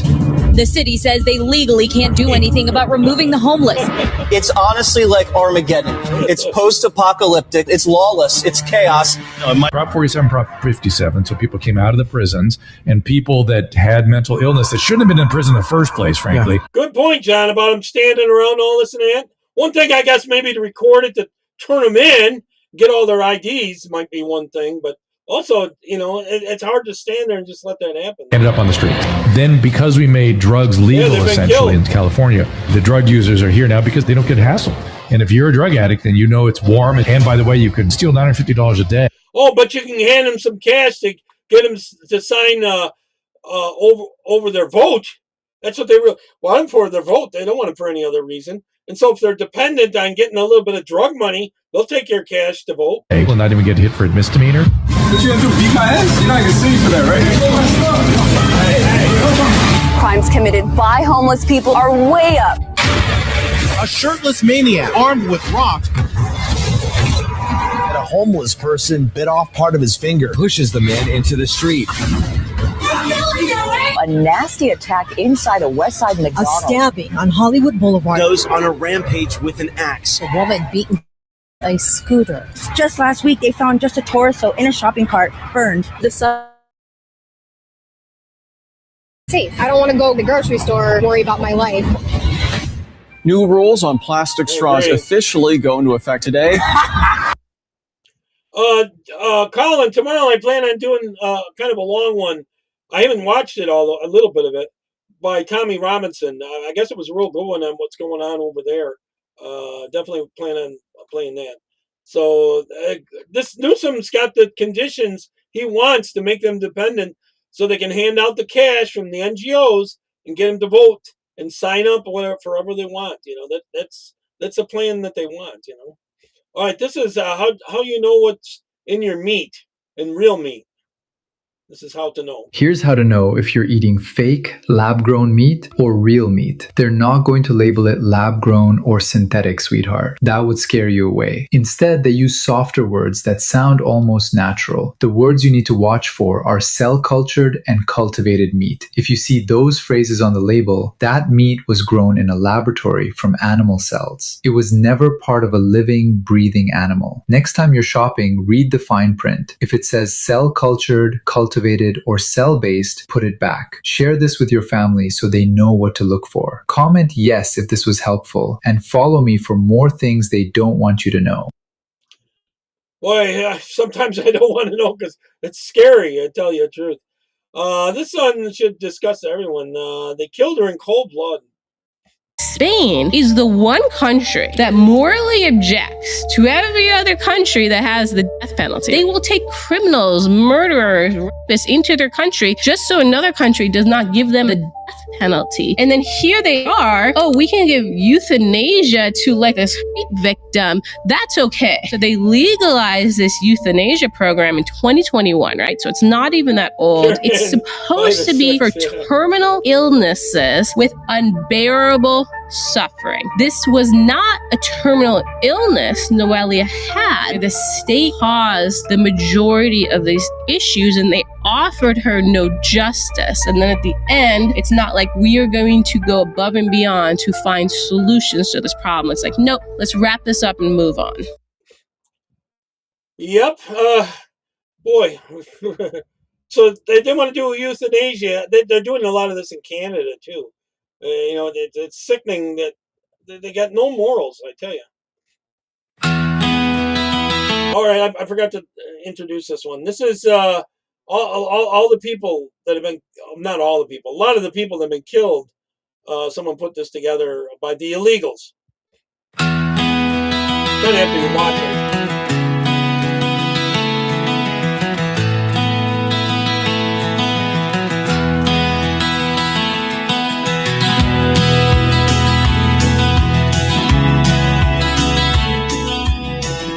They're trying to, huh? Wow.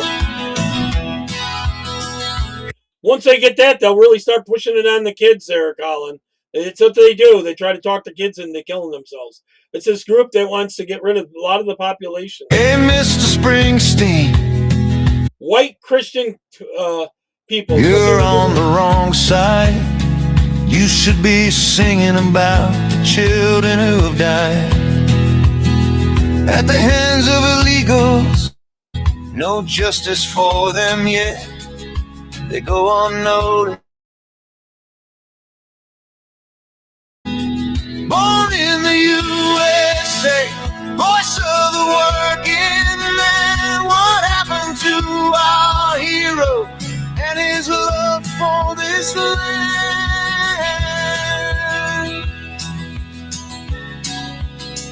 Hey. On the streets of Minneapolis, stealing our money every day. Yet you protect them in your democratic way.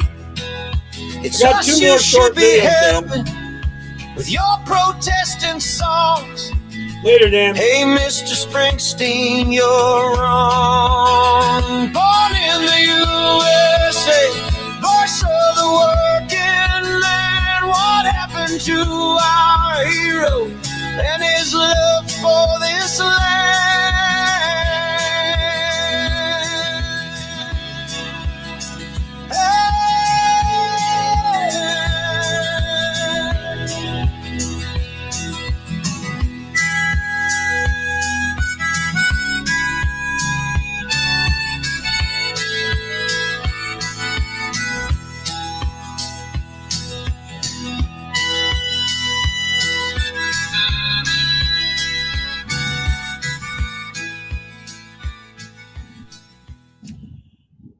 Oh, I'm sure you could make probably a 4-hour video at least of all of that type of all the people that were killed by illegals here in America. All right, this guy says he loves my country and I don't care, but no one else says. Good morning. So yesterday, the Department of War posted a video. It was fire. I loved it. It had me hyped. It made me proud to be a veteran. It made me want to roll back 20 years and go suit back up.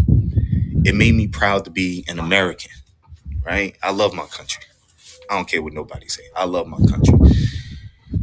But under the comments, right, I did a comment and under my comment, people like, oh, you will go serve Secretary of War that took 4 black individuals off the promotion to general. Oh, you would go serve under. If they weren't right for the position, you don't get it. The ideology of this president. Oh, you would. Listen, people, I don't give a damn about none of that. Look, I respect the office and the country. I don't care who's in the office. Listen, let me tell everybody something, and I'm going to tell you something clearly. Control what you can control. You will get further in life. And I had to learn that the hard way. Control what you can control. I can't control all of that. The same way everybody, and that's the problem with this world. We try to control everything. And we can't. You try to control what people believe. You try to control what people feel. You try to control this. You can only control this right here. You can only control you. That's it. That's it. Stop pushing your stuff on other people. Stop making people feel, because all that does is it causes anger. It causes violence. It causes all the bad things when people do this stuff. That's why we're in the problems that we're in. But don't sit here, because guess what? I believe in my country. And to be honest, let's think about something. Half the people that talk so much trash about this country, find another country. Tell me another country that you would rather go to that doesn't have bad in it, right? Because a lot of countries I see on the news, they kill their own people, they do this, they do that, they this, they that. So we all, no matter where you go, there's all bad. This country, at the end of the day, has taken a lot from me. Trust me, things that you won't see, and I won't post on here, right? Mentally and physically. But I can't. But that was in God's control. In God's control. That's not gonna stop me from loving what I did, what I do, and anything in the future from now. It's not. So at the end of the day, God bless America. God bless all the soldiers, everybody putting on that uniform and everything. And you know what? God bless this world, because it needed. Okay, I got one more little short one. None of the J6ers were charged or convicted of a federal crime, but yet the left is always saying that they did a felony and all that kind of stuff. And she talks about it here. Little short 60-second thing. I should be on tomorrow at 5. I'm going to do something. I do have a long clip from Tommy Robinson. I haven't watched it yet. Actually, I watched part of it. And sorry, at night after I get done here, I got a lot of messages. A lot's cooking over in the whole Iran thing, Iran, Kurdistan stuff. So I'm talking to a lot of people there. So let me get this straight. For January 6th, not a single person was charged or convicted under the federal crime of insurrection. Not one. But now, Virginia's House Bill 333 wants teachers to stand in front of kids and present it as an insurrection like it's an unquestionable... Kirk, you're so 100% true about Boomer. Fact. Hello? So, in court, where facts actually matter, they didn't use that charge. But in classrooms, where kids are learning how to think, now it's mandatory language. Make that make sense, because if something can't be proven in a courtroom... So they're teaching a lie in the schools. Why is it being required in a classroom? You can no longer call this education when all it is basically pre-deciding the conclusion. Teachers aren't even allowed to present other perspectives. They literally wrote that into the bill. So it's not, here's what happened, let's discuss. It's, here's what you're allowed to believe. You don't need a script when something is true. You need a script when you are controlling the narrative. Yep. All right, everyone. God bless you all. See you tomorrow. Take care. Bye-bye.